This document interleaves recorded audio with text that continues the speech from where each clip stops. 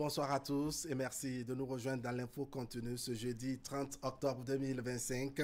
Il est évident que Boni Yayi et Patrice Talon ne partagent pas la même vision des choses depuis bien longtemps. Les deux personnalités se sont pourtant vues et échangées le vendredi 24 octobre dernier à l'effet d'apprécier ensemble la situation socio-politique nationale. Des aveux de Boni Yayi, les fruits n'ont pas tenu la promesse des fleurs. La rencontre censée permettre de coller les morceaux en vue d'une participation éventuelle des LD à la présidentielle prochaine s'est visiblement soldée par un goût d'inachevé pour le président du parti, les démocrates, à la faveur d'une déclaration rendue publique hier et qui s'apparente à un compte rendu de ses échanges avec son successeur.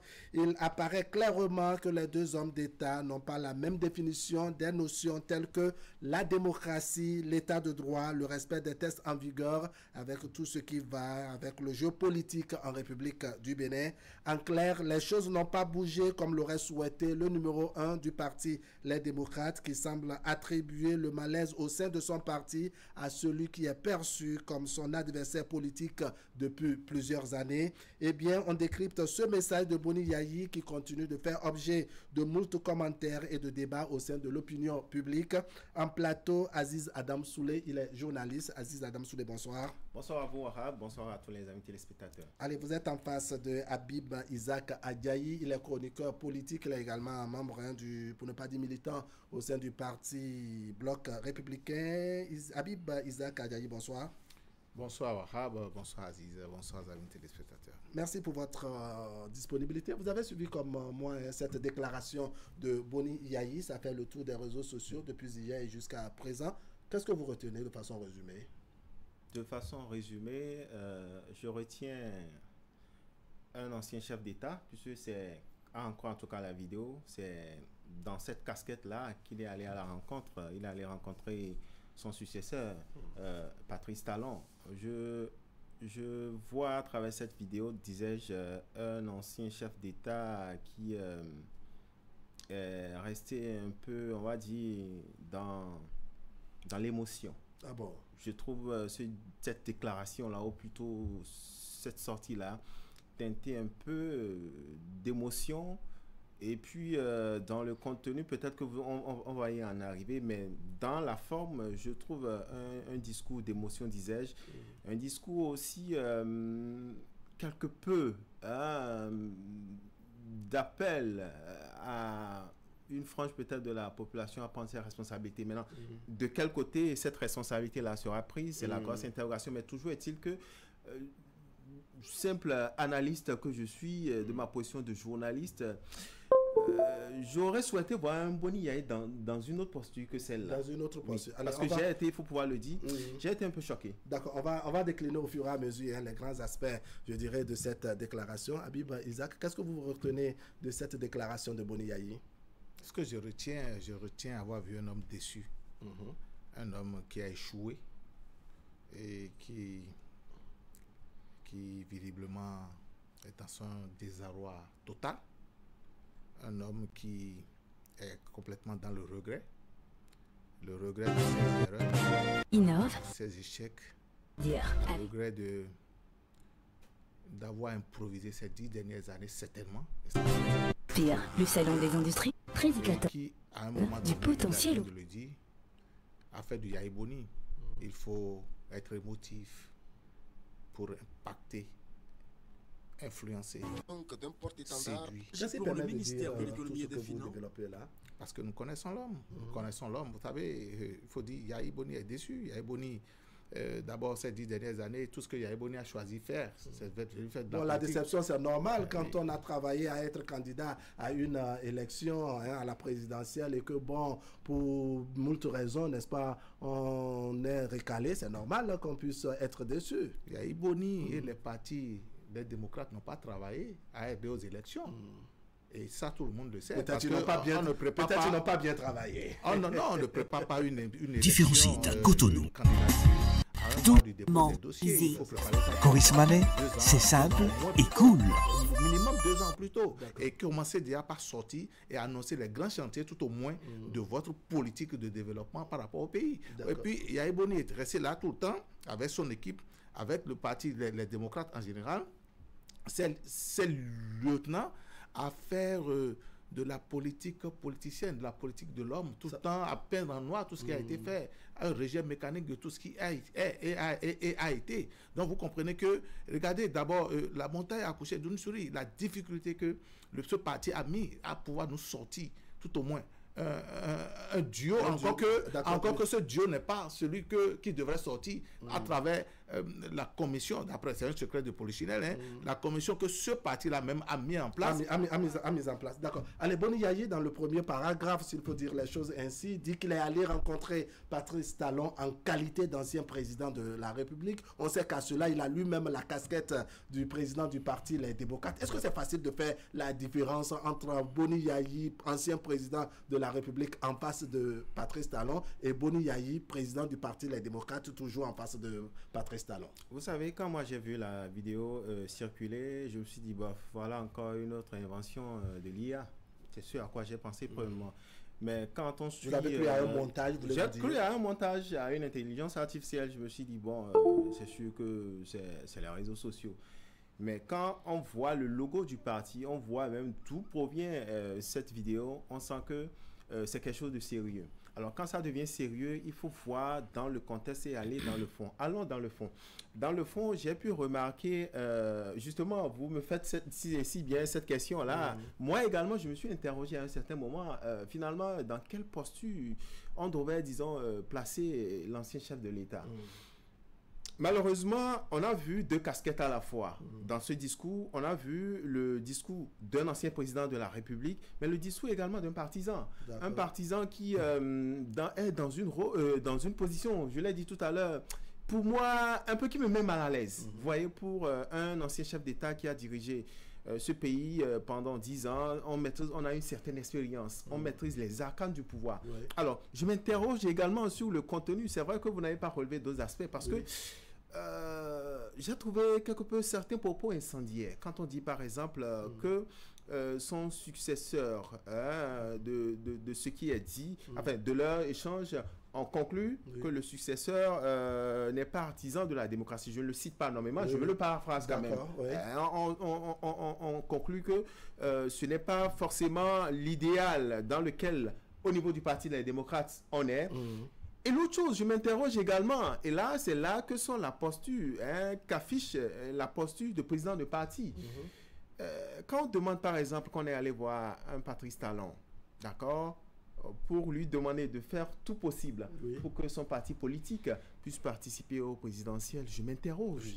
Je m'interroge où est la séparation des pouvoirs. Est-ce que c'est un Patrice Talon, par exemple, qui va faire pression de qui va et qui ne va pas. En son temps, vous voyez, on l'a dit plusieurs fois, mais malheureusement, on est obligé de revenir là-dessus.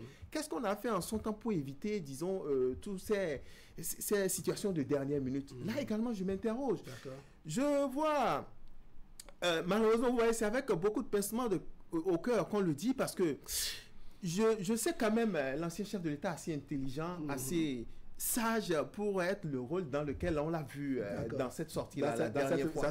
Parce que honnêtement, je me suis dit, qu'est-ce qui n'a pas marché? Et là, je voudrais faire appel au service de communication. Je pense à mon humble avis là, qui a eu une grosse erreur de communication.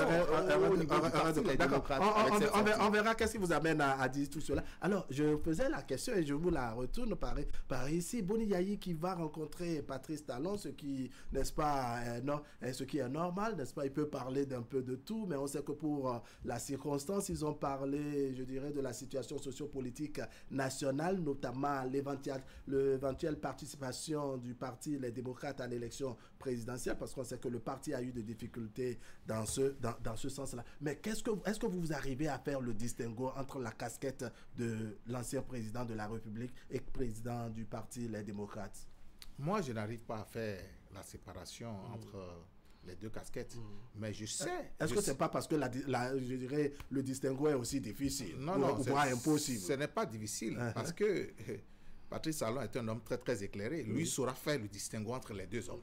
Parce que imaginez que Boni Yayi vienne voir le président de la République pour parler des questions liées à l'actualité nationale.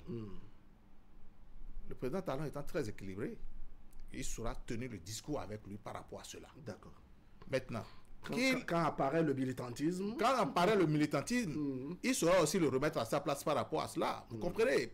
Je crois de leur dernière sortie avec son équipe, le président Mounete dans le temps, et puis Achad et d'autres, quand il leur demandait de pouvoir sortir quand même quelqu'un, je crois, au niveau de la CEDA. Vous avez quand même vu, on se rappelle de la réaction du président de la République, que lui n'interfère pas dans les institutions d'État. Vous comprenez un peu? Donc, pour cela, je ne peux pas ne pas faire confiance à la réaction du président de la République. Mais dites-nous de vous à moi. Le président Boni Yayi, qu'est-ce qu'il recherche? Il recherche quoi? Quand même, il ne faudrait pas qu'il tente quand même un piège. Ça, c'est un piège. Il est parti quand même piéger le président de la République. Pourquoi parlez-vous de piège? Où se trouve le piège exactement? Le piège est au niveau du... Parce que il pense... Non, nous savons tous que c'est un monsieur qui aime jouer sur les émotions, qui s'auto-victimise et ça, c'est une qualité qu'il a. L'art de la manipulation politique. Donc, ce n'est pas un défaut, mais c'est dangereux à des moments donnés. Comme en ce moment-ci, de cette période électorale où il va voir le président de la République et lui demande d'interférer dans le processus électoral. Vous voyez un peu ce que ça va dire? De faire ce qui est de son possible. Voilà ce que cela pourrait dire envers un parti d'opposition qui, de tout le temps, a attaqué le président de la République, le gouvernement, de ne pas être respectueux des institutions de la République, de la parole, enfin, des textes de la République. Mais il y a dichotomie. Apparemment, on veut quelque chose et ce contraire. C'est là où je n'arrive quand même pas à comprendre l'homme. Vous estimez que, bon, on veut présenter Patrice Talon comme celui qui décide de qui va participer et qui ne va pas participer à l'élection. Parce qu'en allant le voir, on se dit, bon, c'est peut-être parce qu'il a la clé, il a le bouton sur lequel appuyer pour que, bon, tout le monde puisse participer, même si on ne remplit pas les conditions. C'est de la manipulation politique parce que ce débat est déjà dans l'opinion publique depuis un moment pour dire que si Patrice Talon n'est pas membre du parti Les Démocrates, moi, je ne suis pas membre du parti Les Démocrates, ni vous.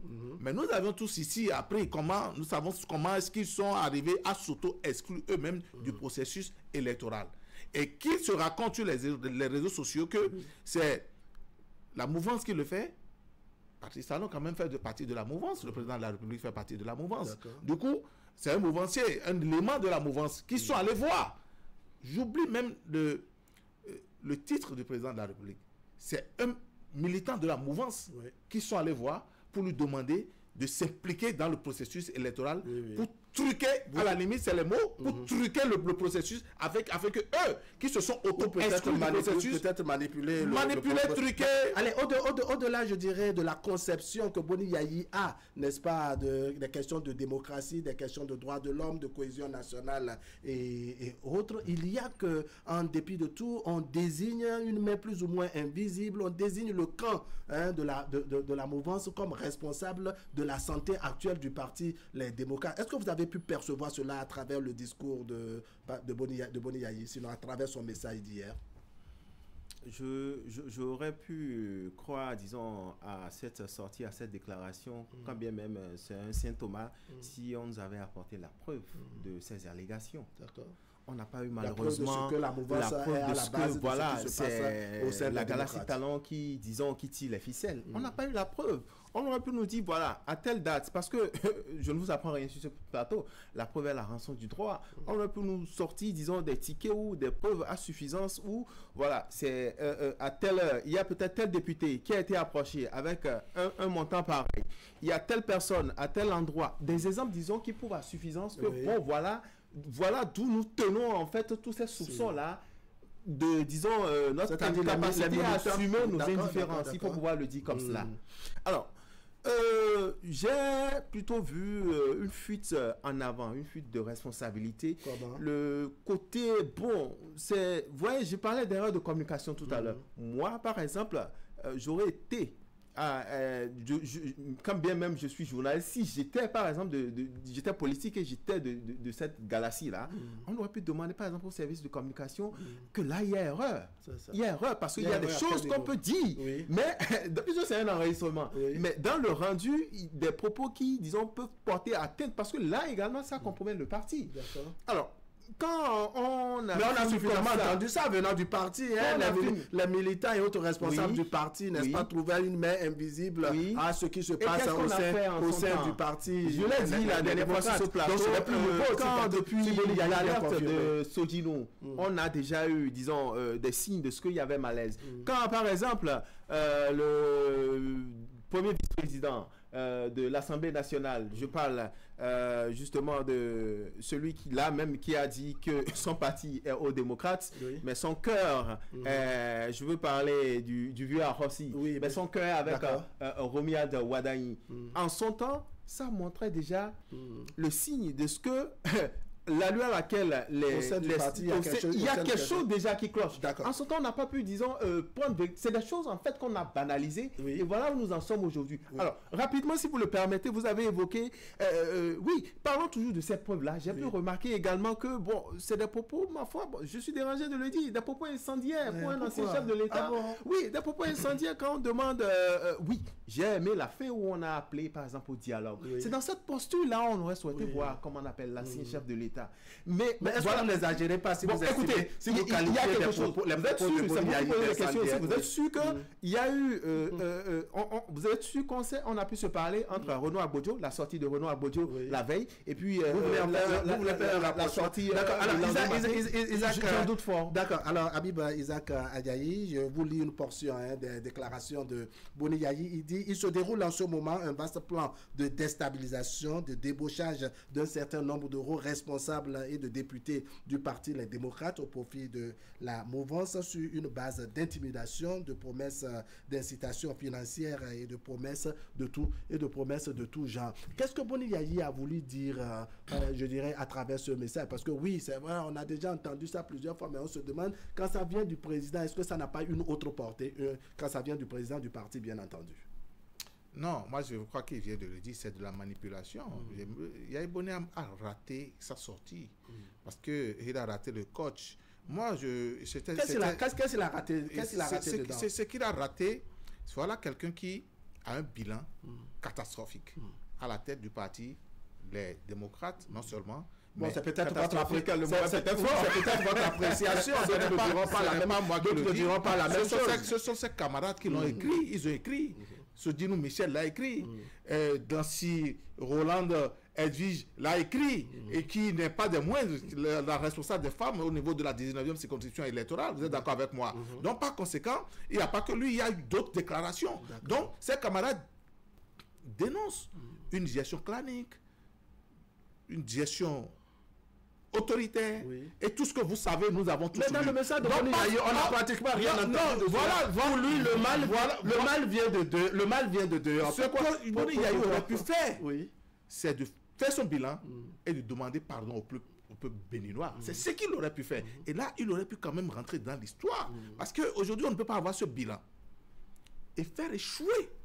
Parce que c'est lui qui a fait échouer le parti quand même aux élections de 2026. Mais il n'est pas détenteur du parrainage. Pourquoi vous voulez, je dirais, lui attribuer aussi facilement, je dirais, c'est la gestion, la non-participation. C'est la gestion qu'il en a fait de la ressource humaine politique qui a donné les résultats que nous avons tous eus. Nous avons suivi quand même. D'accord. Alors on voit un Boni Yayi, n'est-ce pas, qui trouve que le malaise et tout ce qui ne va pas au niveau du parti Les Démocrates vient de dehors, et on indexe le camp de la mouvance. Pourquoi on ne veut pas reconnaître, comment dire, tout ce qui se passe à l'interne, toutes ces dénonciations qu'on a eues de certains militants, et pas des moindres, du parti gestion clanique, il faut venir de la bonne région, Bref, on a eu de cette terminologie qui montrait combien au sein du parti Les Démocrates ça n'allait pas. Mais est-ce que vous avez senti Boni Yayi reconnaître d'une manière ou d'une autre que quelque chose à l'interne ne va pas, avant d'ajouter peut-être ce qui vient de l'extérieur? Si tout allait aussi si bien, il ne serait pas demandeur de la rencontre avec Patrice Talon. Souvenez-vous que peut-être il va demander au niveau de Patrice Talon parce qu'il se dit que le problème vient de ce côté-là. Pendant ce moment, il était demandeur. On sait que vendredi dernier, il est allé le rencontrer. Et il ne l'a pas caché. Ça fait partie, disons, des points qui ont été évoqués à l'ordre du jour parlant de cette rencontre-là. Non. C'est vrai que nous ne sommes pas donneurs de leçons sur ce plateau, je l'ai dit, mais Voyez-vous, c'est quand même Boni Yayi, ayons le courage de le dire. Oui. Ce n'est pas n'importe qui, ce n'est pas un militant ou ce n'est pas, je ne veux pas parler comme Gwanamasi, ce n'est pas un apprenti politique qui allait rencontrer l'actuel chef de l'État. C'est quand même Boni Yayi. Et quand on vient devant micros et caméras, quand on fait des affirmations aussi, disons, de haute sensibilité, je suis tenté de dire, il y a véritablement matière... je me suis dit quelque peu... Vous ne trouvez pas un minimum de vérité? Vous ne trouvez pas, ne serait-ce qu'une fine vérité à travers, je dirais, ces déclarations de Boni Yayi, c'est ça? Ah bon, donc c'est du côté de la mouvance qu'il y a eu, disons, cette déclaration-là...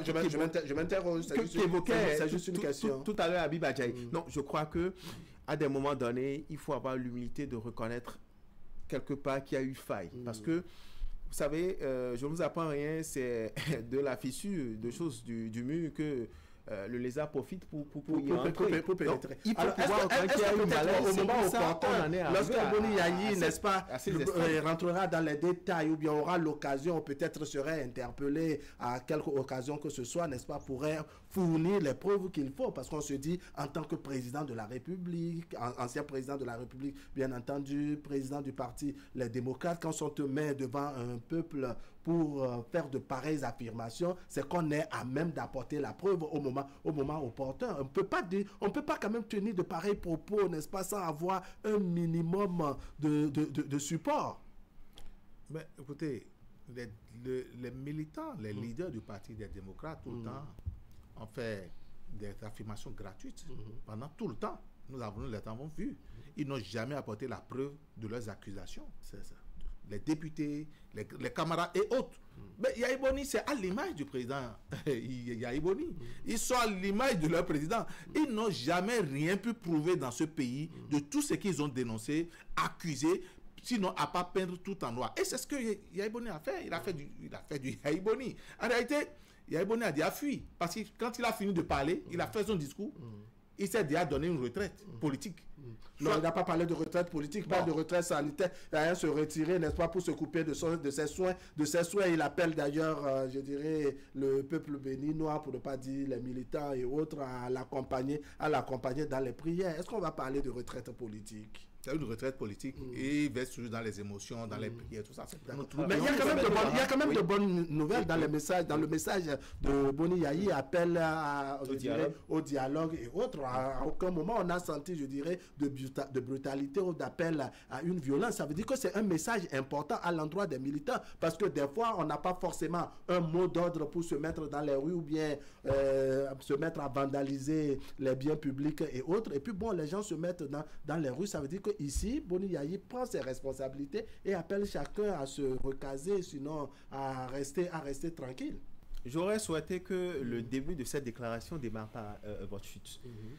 Parce que, voyez-vous, la verve, la façon dont, en tout cas, de ce que nous avons vu dans la déclaration, la façon dont le discours, l'allure qu'a pris, on va le dire comme ça, le discours, ça ne dénotait même pas, parce que voyez-vous, quelqu'un par exemple qui suit la bande jusqu'à, je pense, un discours d'une dizaine de minutes, ou un peu moins, voilà, ou un peu moins, quelqu'un qui suit la bande et qui est peut-être émotif, peut-être comme le propriétaire du discours, il peut peut-être, disons, arrêter ou peut-être stopper et ne pas aller jusqu'à la fin. Là, c'est encore un autre départ. Vous voulez qu'on dise les choses que vous voulez entendre, pas forcément, mais c'est-à-dire quand on regarde la posture de celui-là même qui fait la déclaration, j'aurais souhaité d'abord que ça soit un message d'apaisement. Parce que, et vous savez, je veux bien espérer. L'apaisement est venu à la fin. Ce n'est pas de communication. Boni Yayi peut faire sa sortie, mais que font ces services justement pour lui dire non, président, on aurait souhaité que vous démarriez par ça, parce que vous, de votre position, peut-être un Guy Mitopé ou peut-être un député peut le dire, mais vous, de votre position, vous n'êtes pas obligé. Peut-être qu'ils ont choisi un angle qui consiste à dire que le message de Boni Yayi, c'est un point de sa rencontre avec Patrice Talon. Écoutez, je souhaiterais qu'après cette retraite sanitaire, j'allais dire, je souhaiterais encore, je veux bien espérer que l'ancien chef de l'État reviendra encore sur la scène et restaurer autrement son image à travers une autre sortie. D'accord. Parce que voyez-vous, cette sortie du peu, je l'ai dit, quand on a occupé un certain nombre de fonctions, ça vient en fait un peu vous décrédibiliser. D'accord. Alors, il y a Maître Renaud Agbodjo qui était, je dirais, la tête du duo du parti Les Démocrates, n'est-ce pas, qui a fait une déclaration au cours de la semaine, au lendemain même de la décision de la Cour constitutionnelle, n'est-ce pas, il se retire de la scène politique. Boni Yayi fait un retrait plus ou moins sanitaire. Il y a d'autres éléments du parti Les Démocrates et pas des moindres qui ont commencé par se retirer en attendant qu'on nous ayons les confirmations et autres. À Banté, pour un élément que nous avons suivi dans les éditions de Canal 3 Bénin, ici, il y a une vaste, pour ne pas dire un bon nombre de militants qui ont quitté le parti Les Démocrates pour adhérer vers le bloc républicain. Comment on interprète ça? On se demande qu'est-ce qui reste finalement du parti Les Démocrates. Je vous avais dit, et bon, je le dis tout le temps sur des plateaux, que le bloc républicain, enfin, pas le bloc républicain, le parti Les Démocrates est un parti WhatsApp, en réalité. Pourquoi? Il n'existe que sur les réseaux sociaux. En réalité... Ils ont quand même leur siège à Fifadji. Ils ont leur siège à Fifadji. Ils ont un Boni Yayi comme président. Ils ont des représentations. Ils ont 28 députés jusqu'à l'heure où nous parlons. Ça ne pourrait en être qu'autrement. Ça ne pourrait en être avoir 28 députés, ce n'est pas amusant. Oui, c'est quand même 28 députés, peu importe le problème de parrainage, c'est 28 députés. Un acteur politique, pas sur quoi tout, candidat à une élection présidentielle désigné pour porter un parti d'opposition, qui juste se fait aider pas de petits problèmes, j'appelle ça petits problèmes parce que c'est une carrière, il n'a même pas encore 45 ans. Des petits problèmes de politique. Qu'il est de 82. D'organisation interne de son parti. Dit, il dépose le tablier, il s'en va. Et je vous dis que ce n'est pas un avantage. Excusez-moi, je ne dis pas que c'est lui. Mais il a certainement été projeté parce qu'il n'a pas préparé cette candidature. C'est la preuve effectivement que cette candidature n'a pas été préparée. Donc ce n'est pas un acteur. Quelle est la conviction qui l'a poussé à dire oui, j'accepte cette mission politique? Est-ce que ce retrait encore, il faut s'attendre à ce que les jours prochains, on vienne nous parler de main invisible, parce que vraiment, on a tellement entendu cette formule, cette expression. Il y a sans doute une main invisible derrière le retrait. Ah non, mais la main invisible, ce n'est que mythe. Il n'y a pas de main invisible qui soit. Mais peut-être que cette main invisible existe dans l'opposition, et cette opposition qui se manipule entre elles, parce qu'elle est plurielle, elle a plusieurs visages. Ça, je ne saurais le dire. Mais cette main invisible ne vient pas de la mouvance. Mais je vous dis, j'aurais pu attendre quand même ce Renaud Agbodjo quand même dans une déclaration à l'apaisement et autrement que de dire que lui démissionne. Il démissionne parce que c'est du haut niveau. Ça l'a dépassé. Je dois rappeler quand même qu'il a dit dans sa déclaration, il a appelé, disons, à une élection en tout cas pacifique et c'est même l'une des raisons de son retrait pour que le pays ne s'embrasse pas. Et lui-même, il se retire sans raison. Je suis d'accord, mais il ne doit pas se retirer. C'est se retirer là qui pose le problème pour moi. Ça veut dire qu'il est venu là comment? Pour un acteur confirmé. Vous le sentez un peu dépassé par les événements, c'est ça? C'est du haut niveau, ça l'a dépassé. Ça l'a dépassé. Oui, il y a Boni Yayi qui à la fin met tout dans les mains de Dieu et autres. Vous avez un souvenir de ce qu'il s'agit quand même d'un homme de Dieu, pour ne pas dire d'un pasteur et autres. Après tout, il faut vraiment se calmer. Chacun n'a qu'à vraiment se remettre à Dieu, prier pour que peut-être les prochaines élections, les prochaines échéances, tout se passe bien. Il le sait, il le sait mieux que moi. La politique, c'est pas pour les enfants de cœur. Et on sait que là-bas, c'est l'addition. C'est une véritable jungle. Alors, quand on demande à ce qu'on prie, c'est là, en fait, le côté émotif qu'on évoquait. On aurait souhaité, par exemple, qu'on prenne, qu'on tire leçon du passé, qu'on dise, bon, désormais, nous prenons acte de notre échec aux élections présidentielles, mais dans les tout prochains jours, nous sommes face au rouleau compresseur et que bon, pour les législatives et les communales, nous allons faire un bon score pour pouvoir faire vendre en tout cas de nouveaux projets de société et tout ce qui était dit, en tout cas du parti Les Démocrates, dans les tout prochains jours, nous allons vous prouver tout le contraire. On a quand même affaire à un ancien président de la République qui a quelques... On a fait du surplace. Oui, on a affaire quand même à un ancien président de la République qui a des soucis de santé, qui veut se retirer pour... Voilà, quand on a des soucis de santé, on n'est pas obligé de faire une sortie comme ça. C'est logique qu'on puisse pas prier pour lui. On prie à l'église, on prie à la mosquée, on prie dans les couvents. Le Bénin est un pays laïque, mais on ne prie pas en politique ici. On vient en politique pour faire de la Habib gestion. Isaac Adjaï, merci beaucoup. Aziz Adam Souley, merci également. Mesdames, Messieurs, ce serait tout pour aujourd'hui. Merci de nous avoir suivis. L'information continue sur Canal 3 Bénin. On va se retrouver demain en direct à 20h pour partager avec vous le reste de l'actualité. Vous avez la rediffusion tout à l'heure à 23h et demain autour de 10h30. Allez, portez-vous bien.